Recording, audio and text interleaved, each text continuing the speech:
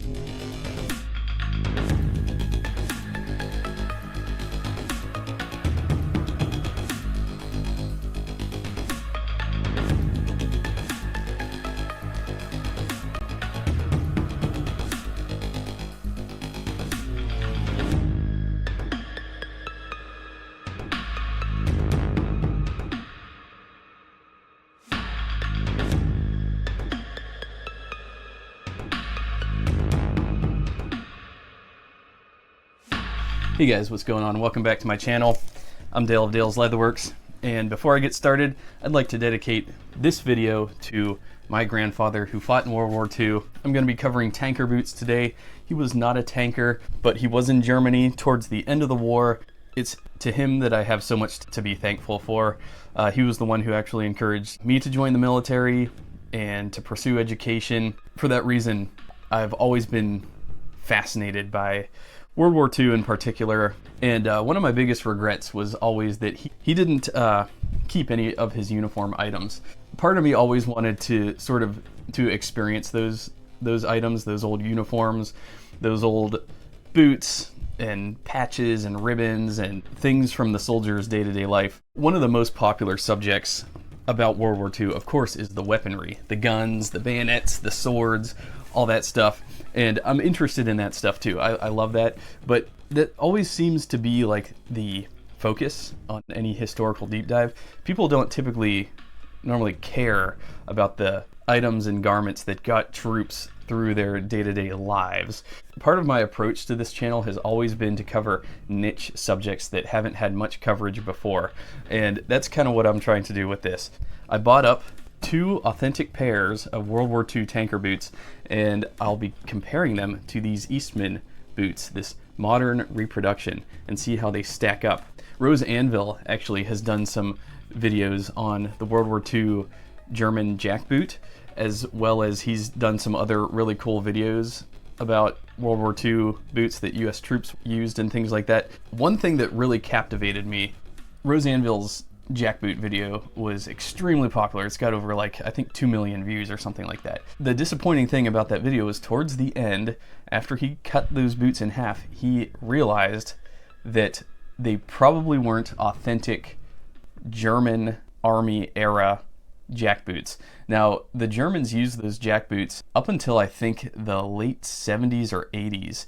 They just kept that style alive. And so what the consensus was with that particular pair of jackboots that he got was that, yeah, they were probably from post-war era because there was a rubber insert somewhere in the sole. Take everything I say in this review with a hefty grain of salt because I don't actually know if these boots are authentic World War II era worn by troops. I don't know. I just can't confirm that. There's a lot of good information on military forums and things like that. I've been doing a lot of research lately, and it's very difficult to confirm authenticity.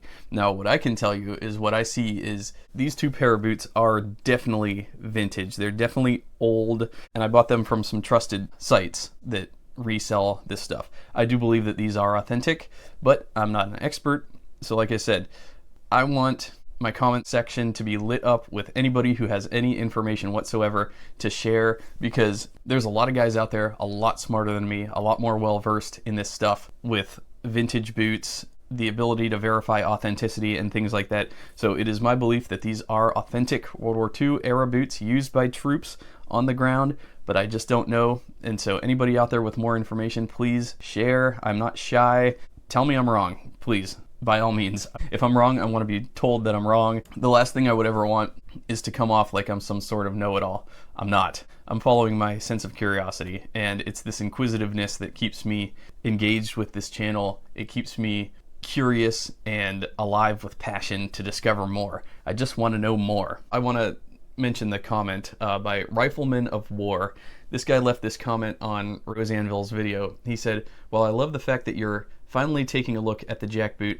Like some here have already pointed out, that is not a World War II German jackboot. What that is a post-war Bundeswehr jackboot. It's not at all an uncommon mistake people make, as they look very similar, but if you put them next to each other, the differences become quite noticeable.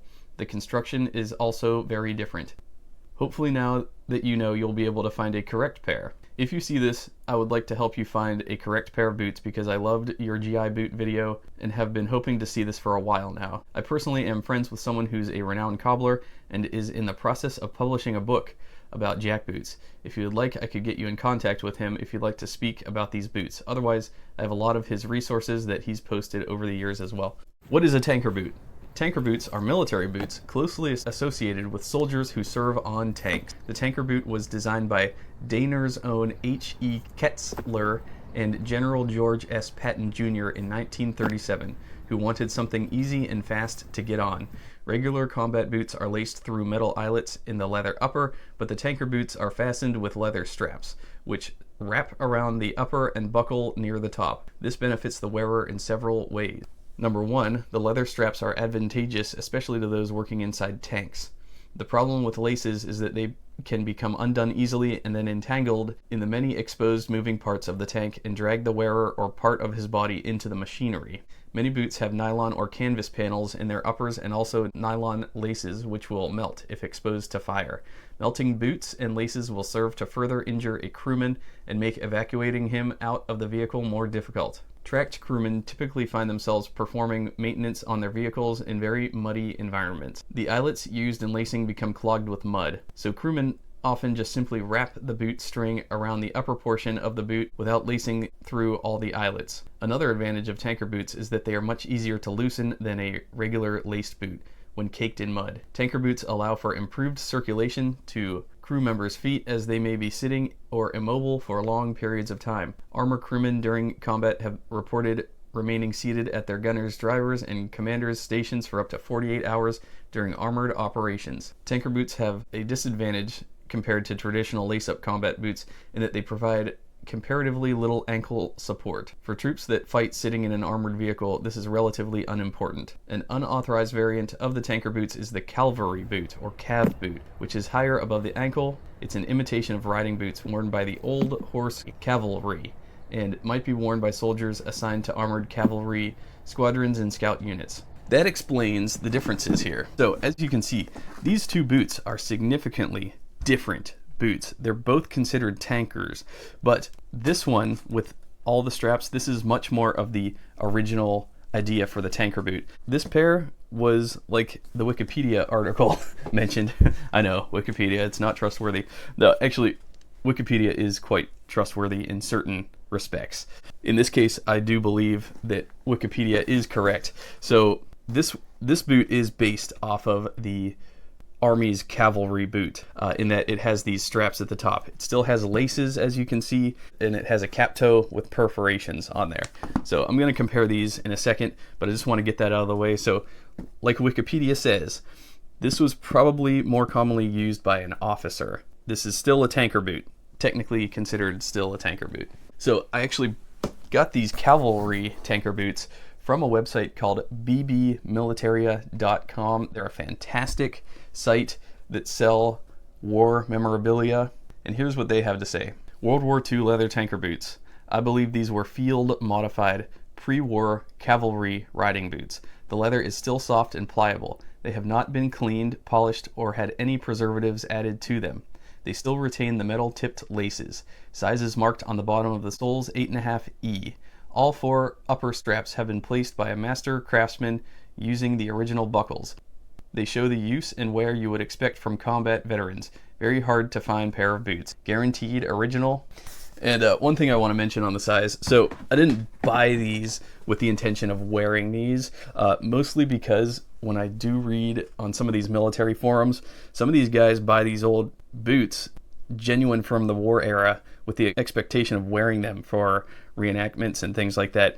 And I've read time and time again, they put these things on for a reenactment and they just fall apart because the leather is compromised. It's so dried out, and these are built on a leather sole. Despite these maybe being my size, I will not put them on. With respect to the original owner, I don't want to mess too much up with it.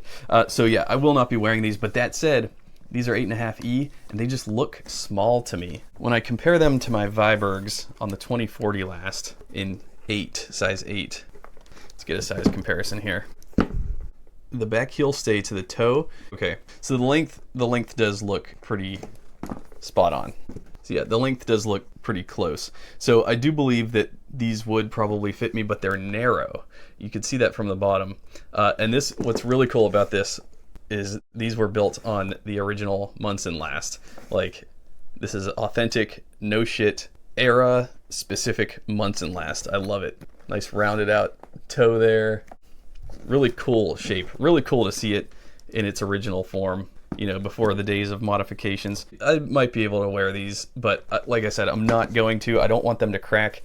Possibly part of the reason why I'm perceiving them as being a little smaller is because the leather sole on the bottom possibly shrank and warped a little bit. I see some cracking here in the tongue. So this was finished. This is a finished leather, and what I mean by that is you could see pieces of the paint finishing cracking off in certain areas. Though it does appear to be chrome tanned, because I could see the bluish chromium salts when I look at the raw edge there, which is just amazing. These straps here are new. They were installed by an expert cobbler, and what I like about the straps is they stitched along the straps, which will prevent the straps from stretching. So what's interesting is it's got a good rich heel, 8 nail marks there. We do have a stacked heel, and the Goodrich heel is the only part of the sole that appears to be rubber. The rest, so we have 3 layers of veg tan in the heel stack, and then a veg tan midsole and insole and outsole. So 3 layers, and then so these are 270 degree Goodyear welted, very similar to the Marine Field shoe that I just reviewed, which is awesome. I love seeing that.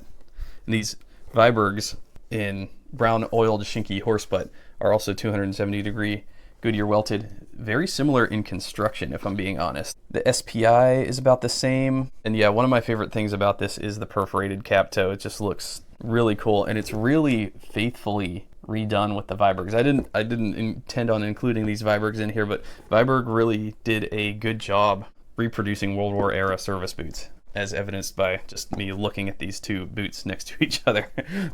Well done, Viberg. Link to Viberg in the description below. Yeah, the back heel stay has a really cool design to it, hourglass shaped, a lot more curvaceous than modern examples that I find. There's some pretty gnarly dents and damage marks, especially on the toe here. Very cool. It's got what appears to be nickel eyelets, and then yeah, the original laces with the metal tips. The metal tipped laces, that's not to be overlooked. So the buckles they do look era accurate. They're kind of chintzy. That's the word I would use to describe the buckles. They're just sort of lightweight. They're not as good as modern iterations. Trying not to stress the leather. All right, so when we open her up, we can see this interior flap. I don't know what this would have been used for. Those in the comments let me know. This little tab that's stitched into the inside of the enclosure. The tongue is fully gusseted all the way to the top. They are unlined. You got the rough out on the inside there.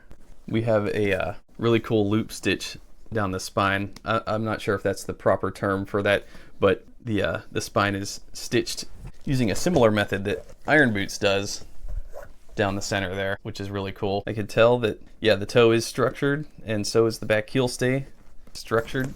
I don't see an insole on the inside. Or wait, yeah, that is an insole, and it is marked 8.5E. I don't see any writing anywhere on the inside though. So the left boot has a veg tan heel seat in there. The right boot is missing the heel seat, and so I could see the nails exposed. It's also kind of similar in design to the jumper boot. Shaft height is similar to an engineer, very tall. Let's get a measurement on that. This is an 11-inch boot from the bottom to the top of the collar. And the leather for the uppers is 5 ounces, which is nice. That's a decent amount of thickness. That's those boots. Now, let's talk about these tanker boots. So these are super gnarly. The difference between these Cavalry tanker boots and these genuine tanker boots are that this appears to be a chrome tanned upper. It's not finished leather. It's aniline dyed, though I don't think that they're dyed. This appears to be a natural. I'm not exactly sure. It's hard to tell. These are quite dusty, and when I got these, they were so deflated looking. I actually had to put shoe trees in there, and it was hell getting the shoe trees in there. Let me tell you what. I had to unfasten them, try to get the shoe trees in there, and once the shoe trees were in, then they were brought back to life. So let me read a little bit about this pair that I bought. So these were bought from IMA-USA.com. That's International Military Antique. So these are original US World War II matched private purchase wraparound strap closure tanker boots, size 9. And these are big. These are probably too big for me. This is a wonderful pair of lightly worn private purchase tanker boots. These tanker boots are in fantastic condition without any extensive damage and are correct wraparound closure with straps. They are not marked but appear to be around a size 9 after making comparisons. So let's get a size comparison. I would say these are more like a 9.5 probably. Let me get a comparison of the Alden Indy 8.5. Yeah, these are a full size bigger than the Alden Indies in an 8.5. Yeah, these are a full size difference. And so my thoughts are that these are probably 9.5s. And my ideal fit would probably have been an 8.5 there. But again, I'm not planning to wear these. So the other thing that adds to the deflatedness of this boot is there is absolutely no arch built into these. Whereas on these Cavalry boots, there is some arch built in. Standard arch, but on these are incredibly flat. The last is not based on the Munson. This last is more of a standard, almost square toe last, and this one also has a leather sole. The sole construction is interesting, so it's appears to be all leather. None of it appears to have rubber. 1, 2, 3, 4, 5, 6 layers in the heel stack total. So 1, 2, 3 extra layers for the heel, in addition to the veg tan midsole, veg tan insole. Yeah, there's a lot of layers going on here. Yeah, the sole is kind of warped too in certain areas. The stitching appears to have mostly been retained though, which is cool. These actually have a split reverse welt, otherwise known as a storm welt, and the construction appears to be 360 degree Goodyear welted. So different, not 270 degree. The heel is worn down considerably too. Wow, look at that. Yeah, the upper, like I said, deflated, lots of marks on the toe. What's interesting about the tanker boot is it's got 2 straps. It's kind of confusing to see when you look at it at first, but it's got this strap over the instep, and then it has the primary enclosure strap. It starts here, and then it wraps around twice, and then ends at the top. They are fully lined. It's cool to see, you know, in certain war boot iterations that some are fully lined and some are not lined at all. Feels like a glove leather lining, and we've got all finished edges. And once again, yeah, the buckles, they appear to be a nickel and they are kind of chintzy, sort of cheap. It's got similar appearance to like Natural Chrome Excel, which is chrome tan, but again, these are so old, I can't tell if this is natural or if they were dyed originally. When we open her up, the tongue is not gusseted at all, and that is a long tongue. Wow. Pretty thin leather, which is similar to how modern makers make their tongues. And the total upper thickness is 8 ounces. The tongue itself is 2 1/4. There's a partial gusset in the tongue down at the base. What's cool is on the Cavalry boots, the buckle fasteners are stitched in, whereas on this pair, they're riveted in. And so you could sort of get some, you could spin that around. So you got some functionality there. I kind of like that. All right. And so for the next part of the review, I'm going to be talking about the modern reproduction and how they stack up against the original, or what I think is an original boot. Again, let me know in the comments, guys, if you know more than I do, if these are true originals or not. I think they are. Yeah, the right boot has similar wear patterns compared to the left. The heel is greatly worn down and the sole is warped in the same exact area here, right on the side here. All right, so I picked these boots up from Standard and Strange. They run a line of boots called Eastman clothing, and I reviewed their Raider boot reproduction in a video several months ago, and I actually ended up picking up my own pair of the Raider boots in walnut horsehide because they're so cool. Mario introduced me to those boots and I was immediately enamored by the effort they put into the historical research and reproduction of these boots.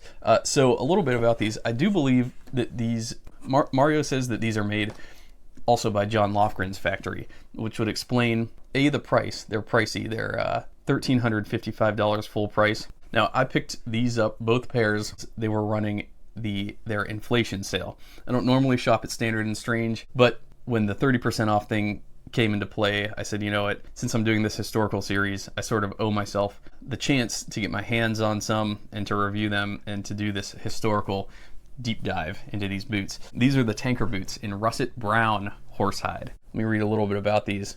Originally designed in collaboration with General Patton in 1937, this World War II boot comes back to life in a new collaboration between Gary Eastman and John Lofgren. The goal was to build the absolute finest high-end example of this boot, and they've succeeded. Tanker boots were made for tank operators. Laces and eyelets are dangerous in the tight confines of a tank, catching on things or melting. Straps made for a safer boot and are used to this day. The boots themselves are taller, with gusset rising to nearly the top of the boot, making them waterproof and resistant to the deep mud of World War II. The last that these boots are built around was created by taking mold from an original World War II pair, then fine-tuned to produce an elegant silhouette while staying true to the original. The uppers are a veg-tanned horsehide with full leather lining. They're Goodyear welted with a UK-made storm welt for maximum weatherproofing. The soles are a custom Japanese-made reproduction of the original World War II U.S. Army checkered patterned soles. Woven shuttle loomed labels finish off the boot. Some boots may have significant differences in grain tension on the shaft, resulting in wrinkly areas. This is an intentional choice by Gary Eastman to make the boots look more period correct. As the boots age, areas with lower grain tension on the shaft will pop out and give them a really nice vintage character. The durability of these areas is not affected, it is merely an aesthetic choice. These run large, choose one size smaller than your Brannock size. So on sizing, yes, I'm a 9 Brannock. I wear 8.5 in most US boot brands, and I bought both my Eastmans in a size 8. The fit is spot on. I'm really glad I went the full down, so these are in a size 8. Definitely my size.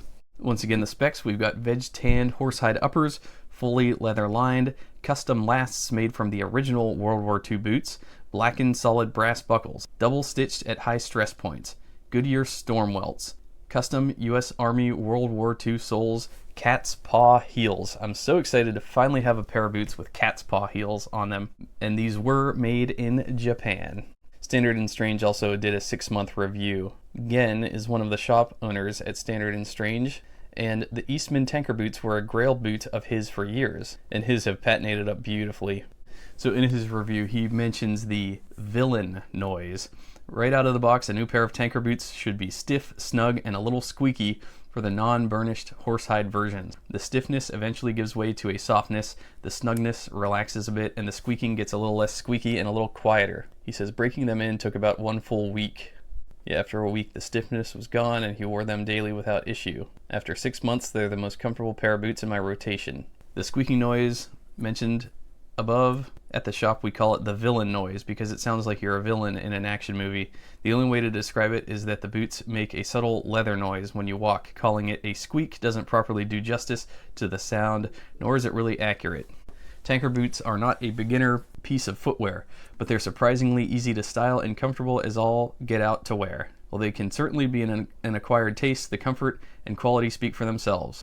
One of the other primary functions of the Tanker boot was to have a tall and protective boot that could still be easily and quickly put on or taken off. This was a key part of the final design, and it's where it differs from many pull-on boots today. The Tanker is essentially a very tall lace-up boot where someone swapped all of the laces for straps and buckles. This was a best of both worlds, the comfort and ease of a pull-on boot with the security and fit of a lace-up boot. And yeah, they mentioned the gusset rising to the top, making them waterproof and resistant to the deep, hellish muds of World War II. Alright, so with that out of the way, let's see how these boots compare to the originals. First and foremost, let's get a look at these lasts here. So the lasts are quite different. This last that the Eastman Tanker boots, yeah, definitely not the same. The toe's a lot more rounded out and appears to me to be a pretty standard last, though I do like the way that it sort of has a lot of give in the instep area here. It raises up quite a bit. So each has the same number of straps. On the Eastman, we have one strap securing the instep and the other strap wrapping around the ankle once and then securing itself in this top buckle enclosure at the top. One thing I'll say is the keeper for the top of the buckle is not the same. On the original World War II tankers, the keeper was actually just cut out of the upper itself and has reinforcement stitching around it. On the Eastman, they stitch a new keeper onto the exterior of the boot. It's a separate piece. So that's a little bit of a modification there. So the patterning is a little bit different from boot to boot as well. On the Eastman, the facings are a little bit more regressed, more towards the center of the boot. The what would be the eyelet facings is actually much more centered, whereas on the originals, the facings are advanced about a little further than halfway, maybe not quite 3/4 of the way, but maybe 5/8 of the way. I'm just splitting hairs, but that's what I do on this channel. I split those hairs right down the center. The back heel stays are different as well. So on the Eastman, the back heel strips overlap the back heel stay, whereas on the original Tanker boots, the quarter panels just meet in the center, and then the back heel strip is stitched beneath that. It makes sort of like a butt-looking pattern. I actually like the look of the Eastmans much better. I find them much more aesthetically pleasing. On the originals, it just kind of looks ratty and tattered. The other glaring difference between both these boots is the straps on the originals actually wraps around the shaft twice, whereas on the Eastmans, the enclosure strap wraps around only once. I actually like the look of the originals, that strap going around twice. It's a little bit more busy, but not too busy. I think it looks better. Whereas the Eastmans, yeah, it's just a simple single enclosure strap. I would have probably liked it better if it was a double, but again, that is just me splitting hairs. Also on the back heel strip, the Eastmans have an additional piece, an additional leather keeper on the back that the originals do not have. This is going to keep the laces much more secure. Another design improvement by Eastman. Obviously the soles as well are different. So Eastman used the US Army rubber outsoles, which the original tankers do not have rubber. They're 100% leather soles. So, but that said, I do commend the Eastman for making that upgrade. That is an upgrade in my opinion, especially for tanks. Yeah, I really like that US Army recreation outsole there. There is arch support in the Eastmans as well. It's a 270-degree Goodyear welt. Compare that to the originals, 360-degree Goodyear welt. And on the Eastmans, we have a true storm welt. which is different from a split reverse welt, which are in the originals. On the Eastman, we have a cat's paw heel cap, and then 2 layers of veg tan, like I said, with a little arch support. Then we have a veg tan midsole and insole. Another difference on the Eastman is the enclosure straps. They're actually stitched again to the outside with a really cool stitching pattern. It's almost like a chevron with another stylistic line, zigzag line down the center. Whereas on the originals, what we have is the original straps were stitched into the quarter, underneath the quarter panel, so you can't see the stitch lines. You can't see where they were stitched separately, which is interesting. Yeah, both are fully leather lined. The black buckles, they appear to be PVD coated buckles, are definitely an upgrade from the original chintzy looking buckles on the original Tanker boots. The other upgrade on the Eastman is that the enclosure straps are lined as well, whereas on the originals it's just one strip of leather. It's unlined, unstitched. The stitching, once again, on this is going to prevent the straps from stretching, so they're pretty much fixed in place, which is good. That's a good little functional element. And yeah, these buckles are much more easy to work with. It's very difficult to get the straps undone on the originals. And then on the inside we have a loop stitch going all across the spine. On the originals you don't see that same stitching pattern, but that's okay. The Eastman are gusseted all the way to the top, whereas these originals not gusseted whatsoever. Yeah, really nice lining on the inside there. Eastman veg tan heel seat, appears to be a veg tan insole. Overall, very faithful recreations, I have to say. They took some liberties. That's okay. I mean, John Lofgren, he's a mastermind. It's just an example of how, you know, they say they don't make them like they used to, but that's not necessarily true. Some stuff today is made better. It's just a fact. Yeah, and the other big difference is Eastman installed more keepers. So on the originals, there's only one keeper on each boot, and like I said, it's not stitched onto the exterior. It's part of the upper. They just cut into it and created the keeper that way to keep the lace secured. Whereas on the Eastmans, we've got 1, 2, 3 keepers all around the upper shaft.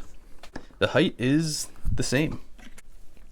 10 1/4, 10 1/4. And yeah, overall, I would have to give them an A+ on a faithful recreation with some slight upgrades. Standard and Strange sold these tankers in a few different colors. I went for the russet brown just because I love that sort of orangey mid-brown cognac color. But I was also tempted by the Havana burnished rough out, and they also made them in black horsehide. The Havana burnished rough out is very beautiful. Those are Horween combination tanned horse front uppers.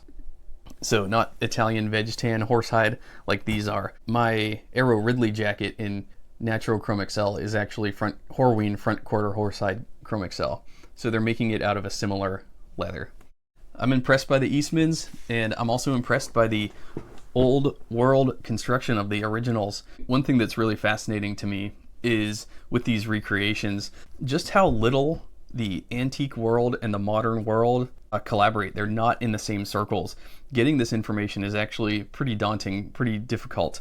You know, a lot of these guys in these war forums, they don't typically buy the good stuff. There's a lot of cheap knockoff reproductions, I'll call them. When I was researching the Marine Field shoe, there were so many like $135 Marine Field shoes out there using, you know, pretty crap materials. But again, those are tailored more for the reenactment folks. Reenactment folks are not going for quality. They're going for just the look. Those of us in our community, we're much more focused on quality. And that's what I have to commend them for, is like some of these shops, they actually go out of their way to do a reproduction, but they go out of their way to do it right. And they use the highest quality materials and components available on the market to really just produce a luxury version of these old boot versions. But yeah, in my recent talk with Phil, he asked me, you know, where are you finding these antiques? Well, truth be told, there's a lot of really cool antique shops and war memorabilia shops out there. I'm going to do my best to feature them on my channel, but you know, like I said, those circles don't necessarily even want to interact with the modern boot culture. boot enthusiasts that would, people that would be following my channel, I reached out to some of these shops. Hey, I'm going to be doing a YouTube video review on some of these products, and it's funny, they're not interested. Their focus, a lot of these guys they're boomers, they're older, and they're just in the business of procuring and reselling this stuff. So they're not really interested in what might be perceived as the hype. In a lot of ways, they're just so far divorced from this world, the stitch down world, the modern boot enthusiast world, that they don't even know that stuff like this would exist. They've probably never heard of even Alden, or to us that are mainstream, they're not interested in modern era boots. Their head is strictly in the sand. They're just doing their thing, and there's nothing wrong with that. I think that's cool. And so part of my effort in doing this historical series is to kind of bring those two worlds together. I really hope to do that, and I really am asking for help from the community, anybody watching, to add your insights and share your stories. Do any of you have any old, really cool World War II era garments from your grandfathers? I'd love to hear those stories in the comments below. I am also interested in procuring some authentic World War II German jack boots. I think I kind of know what I'm looking for after doing some research, so I'm going to do my best to try to procure a pair. So stay tuned for that. If anybody has any insights or tips for me to go about procuring an authentic pair of World War II German jack boots, please let me know in the comments. I will be reading them intently. With that, I'll shut it down. Thanks so much for watching, guys. I'm Dale of Dale's Leatherworks. End of transmission.